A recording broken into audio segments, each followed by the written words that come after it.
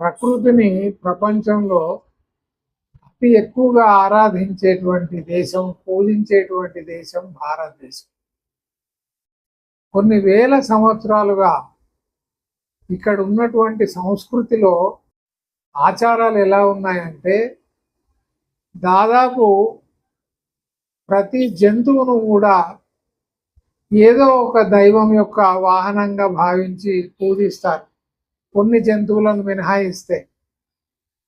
ఇక ప్రతి చెట్టుకి పూజ చేస్తారు, ప్రతి నదికి, సముద్రానికి, అలాగే కుంటలకి కూడా పూజ చేసేటువంటి ఆచారం ఉంది.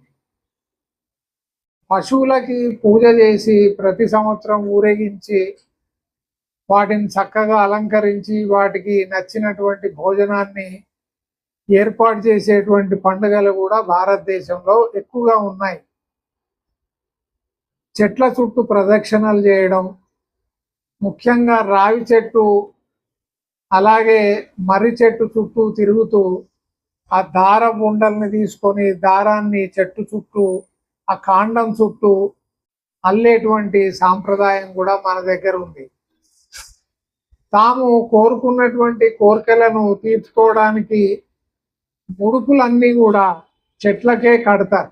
తిరిగి ఆ కోరిక తీరిన తర్వాత ఆ చెట్టుకు కట్టినటువంటి ముడుపును విప్పదీసి అతి భక్తితో దైవానికి సమర్పిస్తారు.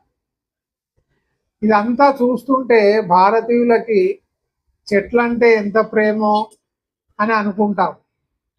కానీ వాస్తవాలు చూస్తే దానికి చాలా భిన్నంగా, విరుద్ధంగా ఉంది. ప్రపంచంలో సగటున ప్రతి మనిషికి ఇతర దేశాల్లో 422 చెట్లు ఉంటే, భారతదేశంలో ప్రతి మనిషికి సగటున 28 చెట్లే ఉన్నాయి. అంటే ఇక్కడ ఉన్నటువంటి వృక్ష సంపదను, చెట్లను మన జనాభాతో విభజిస్తే ప్రతి మనిషికి 28 చెట్లు వస్తాయి. అదే ప్రపంచంలో అయితే 422 చెట్లు వస్తాయి. అంటే మనం చెట్లను నాటడం తక్కువ, వాటిని కొట్టివేయడం ఎక్కువ. మళ్ళీ భక్తి ఉన్నట్టు నటించడంలో మనకు మనమే సాటి. చూడండి, ఒక చెట్టు ప్రతి సంవత్సరం 100 నుంచి 120 కేజీల ఆక్సిజన్ని ఉత్పత్తి చేస్తుంది. ఒక మనిషి బ్రతకాలంటే సంవత్సరానికి 270 కిలోల నుంచి 300 కిలోల ఆక్సిజన్ కావాలి. అంటే ఈ లెక్కన ప్రతి మనిషికి కనీసం 4 చెట్లన్నా ఉండాలి. అంటే ఒక 24 చెట్లు అదనంగా మనం పెంచుతున్నాం అన్నమాట. 4 చెట్లు ప్రతి మనిషికి కావాలి. ప్రతి మనిషికి మన దగ్గర ఉన్నటువంటి చెట్లు 28. మరి ప్రపంచంలో 422 చెట్లు ఉన్నాయి ప్రతి మనిషికి.